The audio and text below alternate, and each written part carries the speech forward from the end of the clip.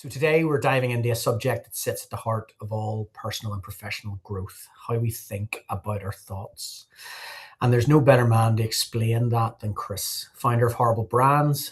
He's a brand strategist, creative leader, and the mind behind some of the most distinctive brands and identities in our space. What I love about Chris's work is that he doesn't start with design, he starts with you, your thoughts, your stories, your identity, and the way you see yourself. Because if your mindset is off, your message is off. And if your message is off, the market feels it. So this session links directly to Spin State's people first operating system, especially purpose, identity, and vision. And we'll talk about that throughout the next kind of half an hour, 40 minutes. Hi, Stephen. So Chris, great to have you here. Really appreciate your time today. If you would allow me to just introduce yourself to the guys and girls, and then I've got a couple of questions here for you. Cool. Okay. Hi, Dave. Hi, guys. Thanks for joining today. Very excited, really passionate about this. So, yep, I started as a graphic designer, doing logos and websites and all. And then the more I got into it, the more I seen that there was another layer to this here. And I was doing the surface stuff. And then I started looking at identity and then personal identity and how people start seeing themselves, why they do things, what the purpose, a lot of psychology behind it. So much so that about 4 years ago, I went back and retrained as a hypnotherapist. Bit of a weird one. Don't know why I did it. It was just intuition, just that, that gut sense that you get. Everyone thought I was mad at the time. I thought I was mad. But once I started looking into that a lot more, I realized that sometimes people are coming with business problems, but they're actually identity problems. There are, all these self-limiting beliefs that we've been taught and told. And we've kind of brought these. It comes from your upbringing. Whenever you're a kid, from school, from teachers, from parents, and it's all these self-limiting beliefs that we've we've taken on board, and a lot of times none of them are true. And I started doing this personal journey, and realized all the stuff I was telling myself was rubbish. And then whenever I started reframing that, that's whenever my life started changing. So I know it sounds a bit deep thinking about thoughts, but once you start getting into understanding that you can change the way you're thinking and you're not on autopilot, that's whenever the big changes happen. So you talk a lot about thinking about your thoughts, Chris. I know when we get together, it's all we tend to think about, or it's all we really talk about. Yeah. But before we get into the strategy side of branding, what does that phrase actually mean to you, and why does it matter for founders and even creative leaders? So it's kind of like there's a lot of, well, basically Horrible Brands, the way that started was all the horrible things that were holding me back in business. I started as a joke. And then people started liking it and taking it a bit more serious. So I had to step in and own that. So there was a lot of like imposter syndrome. There was a lot of doubt, a lot of fear, a lot of, if you're looking to get results, you have to do something different. And to do something different, you have to be brave enough to step out and be yourself. And I think that's what happens with a lot of business owners and leaders. They get stuck in doing the day-to-day thing, just, well, we've always done it that way. And not sitting back and going, how can I do this different? Is there a quicker, better, easier way of doing it? And even back about 4 years ago, whenever I was doing all this, I've been at this for 25 years now. It just became Groundhog Day. I was doing the same thing over and over and over again and getting the same results. And I always thought there might be a better way of doing it. So that's whenever I started looking out at mentorship for the first time. I was always DIYing it myself and trying to piece it together. And then I thought, get an expert in. So I went to New York, found this mentor that showed me how to package my branding and design skills and present them in 5 days. So you start on a Monday and finish on a Friday. And the agency, it's a known thing, like it's a 3-month job usually. So I'm condensing this, getting bigger results. The clients are getting their work faster, and there's a bit more like ease, flow, and joy with it. So halfway between that course, I realized I've got the skills, but what was holding me back was my mindset. So I went and got another mindset coach, and she just completely helped me rewire, what I was telling myself over again. And that's what I'm seeing with business owners now. It's that think differently. And it's just how we've been conditioned. And yeah, all those sort of self-limiting beliefs. And even David was laughing there before it came on. I was feeling very anxious first. I could get this feeling. And then I sat with it and changed it into excitement. And then whenever we bounced on, there was so much energy. So that's me controlling thoughts turn into feelings, and feelings turn into actions, and then the actions are what gets you the results. So you can actually reverse engineer that. You can go from, if you're getting a positive or negative result and you want to change it, you have to take different action. And to take different action, you have to get into feeling. And you hear about people having a bad attitude or a good attitude business. And that's where this is created. It all comes back to your thoughts. So feelings come from a thought. So if you only change how you're feeling, what action you're taking, you have to change how you're thinking.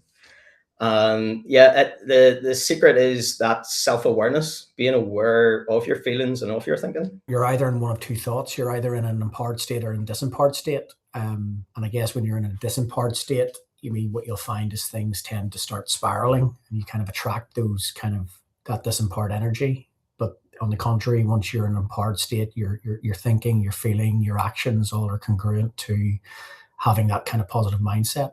So you talked about self-awareness. So why is self-awareness the foundation of great branding, leadership, and behavior, Chris? Once you are on autopilot, you can't, you fall into results rather than create results.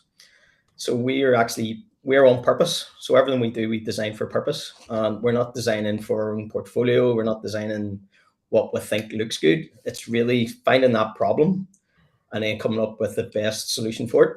And also then that's, we're not designing for the client, we're designing for your audience and finding out what their pain points are and everything. So the brand is a feeling, and that's the important thing. It's how can you can't actually create a brand, you can only influence it.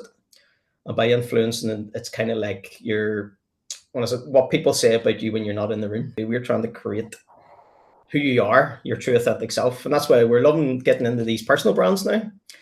We've worked with big corporations and the big corporates, but actually getting one-to-one with business owners and extracting, giving them the confidence to step out with clarity and, direction. How do you take those business owners through that process, Chris? 2-hour deep dive Zoom interview. We'll ask about 30 questions and we'll kind of picture the scene. So we'll gather your current situation, where you are, where you want to get to. And that's where this is marrying up with a strategy. You're at A, you want to get to B, and what the steps look like. And that's why I love working with you, David, because you're doing the part before this here, before we were putting the visual identity and the language around it. You're getting into the why and the how, and working with you, especially on the vivid vision, was very, very important. And then having that kind of vivid vision for how you want your business to look, act, and feel 3 years out from today, then, and you're writing that document as if it's already happened, allows you then to set the direction. And it just removes all of the noise and allows you to hone into the signal. So let's talk about the stories we tell ourselves. So most founders run on old stories that shape how they show up. What stories do you see most often, Chris, in the context of your branding freak report, and how do you support founders as they start rewriting them? Sorry, a bit of a tongue twister. It's the same things that keep popping up, but usually the usual suspects. There's probably about 5 or 6 of them, but the main ones are, it's not the right time. And when there's never the right time. There's, I'm not good enough, or I need more information. And that's the trap I was falling into last year. I actually got addicted to learning and knowledge. So I just wanted more knowledge, and I wasn't actually starting to apply that knowledge. So that's a trap that you can fall into very quickly, that you think that you need more. And you don't need more books, you just need to implement the stuff you need from it. And that's the working on the KPIs and the actions and all, actually have a direct path for you to do that. But to get that, you have to think of the person you want to be, how your business wants to be, and play with it. And, being a childlike, I've got a 3-year-old and she's got no problem coming up with ideas, and she doesn't think of the why or the how. How's that going to happen? You could sit and write yourself a Santa list. When was the last time we actually did that as grown-ups? Permission to dream without thinking, how is this going to happen? We can learn so much from young kids. You know what I mean? Like you look at your 3-year-olds and learning to walk, You mean they fall over, they hurt themselves, they're straight back up again, and they just keep doing it and doing it and doing it. Whereas adults, if we were to fall over and hurt ourselves, then they then start becoming fears. That first 8 to 10 years of your life is so important because your subconscious is wide open. All of the stuff that's being said, your whole environment, your parents, and all of that good stuff. And what I find is even like, I've been on my own personal journey for the last 4 or 5 years. Most people are afraid of going there. And we've got another speaker coming up in a couple of months, Ryan Godfredson, who talks about vertical development. So you talked about kind of we're addicted to learning. And in Ryan's world, that's called horizontal development. But vertical development is becoming better. It's being more and actually using what you've learned and becoming a better human being. And when you look at the statistics around adults who vertically develop through life, only 1% of them ever get to a mindset where they want to add value to the world. Mhm. The majority of adults actually sit with a mindset of what can I take from the world or how can I stay safe, which is pretty scary. And when you bring that into business, then it's only 8% of executives actually that have the mindset of how can I add value to the world. So I was also listening to, there's a girl called Tasha Ulrich, who wrote a book called Shatterproof. And she said that 85% of human beings believe that they're self-aware, but only 15% of human beings show the traits of being self-aware, which is incredible. So let's move on then to confidence and identity. So how does someone think about their thoughts in ways that help them show up with more certainty and communicate their value, Chris? And there's a great book there, Neville Goddard, The Power of Awareness, and he talks about living in the wish fulfilled. So you can't fix or solve or find opportunities until you're aware of what the problem is, and once you're aware, then you can fix it. And I think that's where communicating your value. If you see yourself as a certain person, you're going to communicate that. So you have to really step into owning what you're good at. And there's a great saying which stood by me. It was, just because it's easy to you doesn't mean it's easy. And that I realized, because I'm doing websites and logos and graphics and all, it's second nature. But anyone else was looking at it and going, that's hard to do, and vice versa. There's the architects are like, I wouldn't dream of going and doing what you guys do. So that's kind of knowing your self-worth and knowing how good you are, and then communicating it and not shying away. I was the guy that used to sit behind the computer and do all the work and then give it to someone else to present and take all the glory and all. So yeah, that's me stepping into this new role of actually showing what I know and my journey, where I've came from, and passing on these nuggets. So it's going back to that identity piece. Once you know who you are, that I am statement, you can then step into confidence. I'm going to share something later on with you. So it's a little exercise, how you can find the confidence to create the evidence. And it's what really stuck by me. Yeah. So creativity and mindset, you work with a lot of creative and strategic people. So what role does mindset play in the quality of the creative work, Chris? Open-minded and willing to take chances and do things different and trust the creative process. Get into the imagination, get out of how everything's done, and really just play with the energy and the feeling. What we created there was something very, very special. So yeah, I think it's a two-way process, and it's pushing the boundaries, and also allowing yourself to try different things. I don't know if you want to add anything there, Eunice, at all, or Yeah, I'm when Chris and I met, I just was in a world where I believed, things happen for a reason. And he helped me get into my imagination around my brand. And then that led to, honestly, my self-image, everything exploding. And I think as adults, we get so far away from our imagination, and we think, oh no, that's just for our kids. And the world becomes so concrete, right? And we become so steeped in, oh, it has to be very corporate to be successful. So Chris was able to help me just let go of 35 years of my corporate, what I call my corporate head. It just opens up a whole new world and allows us to get into our imagination. Why not? Like, I mean, in this time of the year, we get into our imagination more because it's sort of acceptable because it's Christmas. But you know what? Chris allows you to be there, 100% of the time, so that then your brand is you. So thank you. And sorry, I couldn't put my name on the slide there. So David, you're probably like, who is this? You're very welcome. And I really appreciate you taking the time. And thanks for sharing that, Eunice. Really appreciate it. When you hit 40 or 50 or whatever, you have the family, you switch off from it and you think, oh, that's only for kids. But it's not, it's the word. I love the way you're playing with Lego, getting back into creating an expression. And if we can bring a wee bit of that back into our businesses or our lives, it brings the fun back into it. And then you start building on top of that and you start getting confident.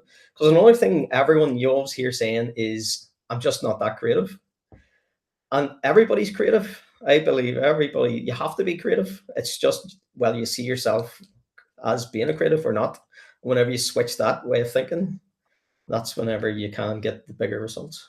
Like we all get caught up in the day to day, and I know when I take people through the purpose and the vision work, you mean it's 16 weeks from start to finish. You need to create the space. You need to give yourself permission to dream, as you said earlier on. You need to get out of your environment where you spend the most of your time to allow that creativity to come, and you can't force it. You mean it has to come naturally. And what we find is, even writing a vivid vision, I'm just about to publish my own. Maybe 70% of the thoughts come pretty much straight away, but then it's all of those kind of subconscious things. Limiting beliefs. You've talked about limiting beliefs. People don't struggle with branding. They struggle with how they see themselves. So why do limiting beliefs have so much power, Chris? And how do you help people break them? You've been programmed a certain way, and then a thought then goes from your conscious into your subconscious, and your subconscious then becomes a habit, which Eunice is the expert on, all habit forming, and she's teaching me a lot on that. So it's breaking that habits and then training up, your 21 days, how to change a habit. And the way to change a habit is back to your thoughts. And that's why, I've cut all the news, and I don't watch any news programs or read newspapers. I'm very, very cautious of what I let into my mind, and also friends who you're hanging around with. David, we were talking about this before. There's a lot of lifelong friends that we've kind of pushed to the side a little bit because they're not good for the mindset, and especially my dad. My dad is he's just set in his ways. He's negative the way he thinks. And that's okay because that's the way he's been brought up and he doesn't know any different. But I felt myself starting to absorb it. So I had to make sure that, there's an understanding. Limiting beliefs, the big one to help this is writing your self-image script out. So if you take a page and you write how you want to be, and then you start reading it and believing it and seeing yourself. And again, that's getting into the imagination. There's also the gratitude, writing down 3 to 5 things a day that you're happy for. That does reprogram your brain. Basically marrying the strategy with the creativity. And there's a great book called The Brand Gap, Marty Neumeyer, and he explains how you can take this strategy and bring the creativity and match them together. And you've met my business partner, Aidan. We're left and right brain. I live in the clouds most of the time, and he does the sensible day-to-day thing, and keeps the business running. So he's always kind of pulling me back into what he calls reality. But I think that works well because he's strategy and I'm creativity. So it allows me to go a wee bit further with this and be grounded as well at the same time. You've got this vision, you've aligned. If you're a solopreneur or you're a founder of a small team, believe it or not, only 1% of leaders have a vivid vision for the future. A lot of leaders will have a vision board. But that vivid vision is so important. And especially when you're a partnership, Chris, having that alignment early on before you then start taking this journey is so, so important. We're talking about the kind of the thoughts and the self-limiting thoughts. I think we have 70 or 80,000 thoughts a day. And 90 to 95% of those thoughts are the same thoughts as we had yesterday. So the compound effect of those thoughts over 365 days of the year can be either very disempowering or very empowering. And then you then become the product of your own environment. Absolutely. Okay. Anybody got any questions at this stage? I've got one more question here, and then Chris is going to give us a little practical takeaway, a little exercise for us to take away. Is there anything that's holding you back, or you are going, maybe that's not true? Yeah, no, I definitely have some. But funny, I've been working with Jo Rose, so she's helping kind of increase my self-awareness, I think. So I'm very much challenging my thoughts at the minute, shall we say. I've just peeled a load of layers off, and then I've realized, oh, there's more to look at next year. You don't see them until other ones have been cleared. So it's just an ongoing process. And it gets fun, just chipping away at it. Okay, my last question then, Chris. Branding and leadership. When a founder becomes more self-aware, what changes in the way they lead, communicate, and build a brand people trust? You can lead with purpose then, instead of just being reactionary. It's sort of responding, and that's what I'm trying to get better at. Before, it was really funny. I was frustrated because I knew that there's potential there, and I was either not brave enough to actually step out and own this new version of me, or didn't know actually how to do it. So this sort of pent up tension, that was where, whenever I realized that I could change that, then I could lead with purpose. I could build a team, and the team now I've got a clarity. So it's kind of like we're all in the same boat, and we know where the goal is. Before, we were just running around in circles. So, and that's the A to B, and that's what the Vivid Vision does really well. So, and also confidence spreads. The people that I'm around now, my family members, they're trying new things. So I'm leading by doing, not by preaching.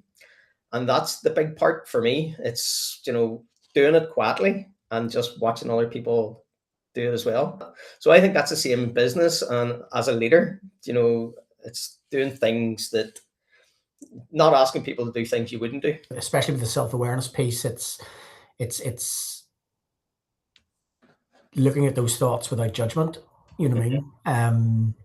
And that's exactly why purpose and identity are something that we do within the Spin State operating system. You know what I mean? If a founder doesn't know who they are, what they stand for, the vision will drift, priorities will scatter, communication weakens, and the team, if there are teams there, will definitely feel that uncertainty.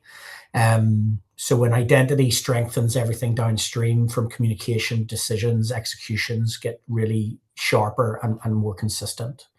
So Chris, if you could give everybody here one practical tool to help them think about their thoughts differently, something that they might be able to do today, what would that be? I would love to share a personal experience I had through there. You know what it is, Dave, that's okay. We want to team up with these big global stars. And we attracted this opportunity to work with Seth Godin. He's the Ronaldo of the marketing scene. So we ended up agreeing 3 workshops with him throughout Ireland. He was teaching his part on strategy, and we were doing the brand vision and purpose. The night before the first one, I was getting all my wee pens and books and all ready to get going. And I took a pain in my stomach, ended up in hospital. And it wasn't anything serious, but while I was in there, they actually uncovered that I had kidney cancer. This was back in February. I was completely out of the blue, just like, whoa, where did that come from? So again, all this mindset training kicked in, and I'm like, right, it is what it is. I won't give it any energy, won't focus on it, won't think about it. I'll just get in and get it sorted. So June time, I went in and had the operation there over the summer, and it was a success. The doctor said I should take 3 months off work. I took 10 days because I wanted to get back. And when I was in hospital, I had this big spiritual enlightening moment where I was shown my purpose and vision in life.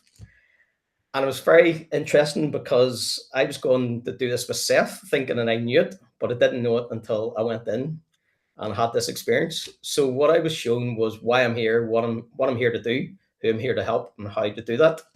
And Eunice, actually, you sent me a message after that vision in hospital, and it said, you were put in hospital for these two reasons. And it was the vision and purpose that you related back to me before I even had a chance to talk to you. So that was an interesting part where I know definitely now I'm on purpose and I'm doing my work at a higher level. I know exactly where I'm going. I know what I need to be doing, who I'm helping. And it was the mindset that got me through that there. So last Thursday, I got the all clear. Good to go again. I see it just as a pit stop. Family, which I said, we're not going to talk about it. We're not going to ignore it, but we're just going to deal with it and get on with it. So with doing that, you can bring that attitude and mindset into anything. So that's one way that I used this thinking and knowing in personal life. And that's kind of what we're here to do now, just really help people deliver that. So you do the first part, David, and then I do the second part where I help you express it. A big catalyst behind me asking you to come on and have this chat, because I have absolutely no doubt in my mind that the majority of us, after receiving that news, could easily just start to spiral. And just to maintain that level of mindset is incredible and very inspiring. I'm going to open it up for any more questions before we close. Anybody have any questions they want to ask Chris before we close up? Really interested to learn a little bit more about that relationship between hypnotherapy and the brand work and the design work that you do, and how you manage that relationship between the two, if even you do. What it is I get under the hood of the business and the person, first of all, with the hypnotherapy. So I can really understand there's different techniques that we use, like paraphrasing. So sometimes people come to me with a problem, but it's not really the problem they think they have. So we reframe the brief, and then find out what the core of the problem is. So there's a lot of like brand therapy work that we do. So that bit's unpicking and uncovering what the actual challenge is. And then the brand and the graphics and the visuals, that's the expression. So if those two aren't lined up, you're getting something that you're not, and there's a disconnect there. And that disconnect then comes across, as David was saying, it's not authentic, it's not true, it's not you. And people can feel that there. So this is all about vibration. And David, I love the way you were explaining about spin state, the words, and where that came from and how that spins. That's where the problem lies. Instead of me doing superficial graphics, we're actually really solving problems. And what we notice as well, Eunice, you've probably seen this as well when we're working, we give you your future self visuals. As in, this is, I see you before you see yourself at times, and then I create this vision for you to step in and own it. But what happens is sometimes the person isn't ready, and we have to bring them along. So we've got a saying in Horrible Brands that we build people, not just brands.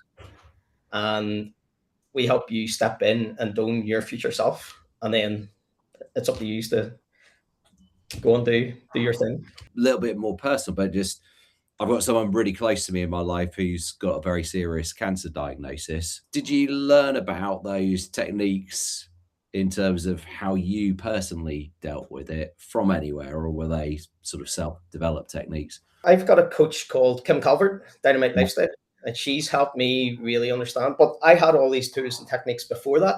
It was kind of like I was building my toolbox that I can bring it in and use it. But also, it's being able to deal with other people and their expectations. There were certain people we were telling, certain people we weren't telling, and we were kind of just managing that out. So it's just, again, it's going in that future self, how you want to see. And again, if you can see 6 months down the line, everything would be dead easy, but we can't. And that's the joy of life. It's that journey towards that. But if you can really get into that wish fulfilled exactly how you are. And what I did, I had a book, I don't know if we've got it, and I wrote every single day lines like in school. I'm happy and grateful now that I live in a happy, healthy body, 100% great, blah, blah, blah. And just wrote over and over and over. Wrote a full page every day, and that just rewired. And then getting into my gratitude, what I'm thankful for. I promise, final question, finding the right coach in that situation. Sometimes for me, I'm too close to my own business and I've got my blinkers up. So the stuff I'm doing for my clients, David does for me. And it's really taking those blinkers off and getting an outside person. And again, I was trying to I was trying to DIY it with YouTube videos and all sorts, and that'll get you a certain level, but the accountability is the huge thing. And it's also the community. So, and what David's building here with the community is just amazing. It's getting the right people, and again, getting around those spin state mindsets, that you're actually connecting with the right people and they're giving you energy instead of draining you. And that's what I find. Anybody else, anything to add before we close up? I think, thank God Chris did say it. He has a special lens that can look at our higher self. It's a talent. It's whatever you want to call it. The universe gave it to him. God gave it to him. And he sees us at this higher state. For the longest time, I was like, God, I wish I could see that in myself. Like, how is he seeing it? And it's just working with him that you then learn, like, oh, okay, that's where I need to be. And where I am today versus where I was when I started with Chris is like a totally different person. And that's okay as well. I think we get into a mindset that, oh, we can't be that higher self. What will other people think of us? As he said, you end up moving on from relationships, but it's so fun to allow him to just look down that lens at my higher self and like create, like, then I'm able to go, oh yeah, I stepped into it. So I had a mentor as well. And I just want to say, get a mentor, we hire a trainer to get us stronger in our fitness. And yet when it comes to our mind fit, we struggle around like a mole. We're blind. We're like, oh God, I'd rather struggle. And so, but also know that it's all inside of us, and don't hang on to that mentor for too long. Don't depend. And I started depending on Chris. And then finally I said, no, like, I'm strong enough on my own. So he designed, all I said to him was, I want it to be magical. I want the box. It's essentially cookies with a mindset tool. So I too am in hypnotherapy, which was just ironic that I met Chris. So we were able to kind of work with each other around that hypnotic sort of learning. But so I just told him what I wanted, and he created, this is just my business card. And in it, he put, these are 2 horses. So I lived in Ireland, and I had 2 horses, and I ended up taking them back to the States with me. And he knew that they were a huge portion of my life, that it was me, that was my heart. And he wove them into the design of the cookie box. So just know, like, just Chris looking down that lens is so powerful. And we're all going through the same self-image that, 80% of us have had our habits inherited from our friends and family. So don't worry, you're not alone. Sometimes we just don't want to listen or hear either. And that's the big challenge. There's people that get addicted to hypnotherapy as well, weirdly. I had someone, and they were coming for months and months and months, and then I realized that they changed that addiction onto hypnotherapy addiction. And it's being able to cut those apron strings from these mentors and not rely, step out and be you. And that's where, back to the start, where we're saying you can get addicted to the learning and the education and the material. Be brave to step out. And so you came to me and you were like, I've got all this money, what else can I have? And I'm like, you don't need anything else. You need to go and use what you've got. And then you just took off. You're flying now. What you're doing and your LinkedIn stuff is just another level. And that's my job done. So, and that's me as a proud parent. Get them up and push them down the hill and go, right, ways go. And what you said there was just beautiful. So thank you. Massive believer that the biggest opportunity is the untapped potential in yourself and the people around you. And having somebody in your corner who can create the space to allow that to develop is also incredibly powerful. If you could give everyone here one practical tool to help them think about their thoughts differently, something that they can do today, what would it be?